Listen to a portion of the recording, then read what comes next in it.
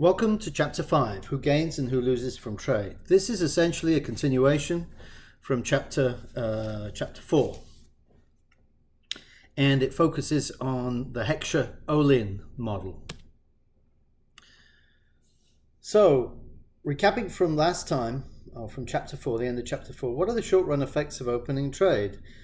Well, with factors of production tied to their current lines of production, gains and losses are divided by output sector.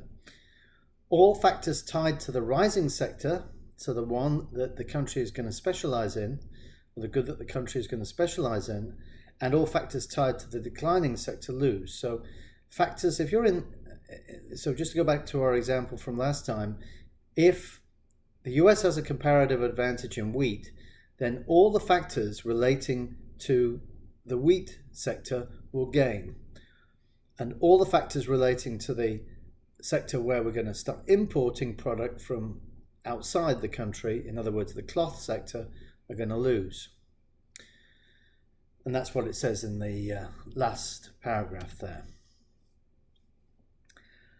Hopefully in the long run some of those factors of production can move. So if it's labor, then laborers who were working in clothing factories can actually start working to produce wheat.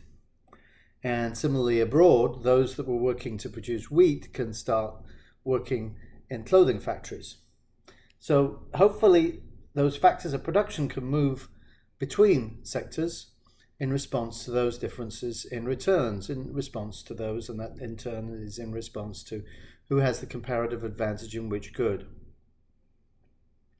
But think about it, if there's a set amount of laborers in the country, say in the US, and labor is used intensively land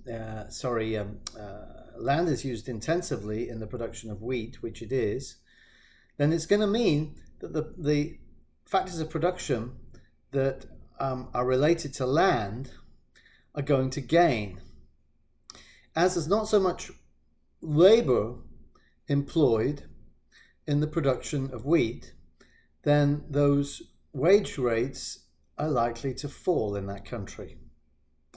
So that's the conclusion of this slide. So all land rents end up higher in the US, and the flip side, the opposite, applies to the rest of the world. In other words, in the rest of the world, wages are likely to increase, and basically what will happen is that price of land will decrease. So why? Because that country is producing less wheat, so land is less in demand.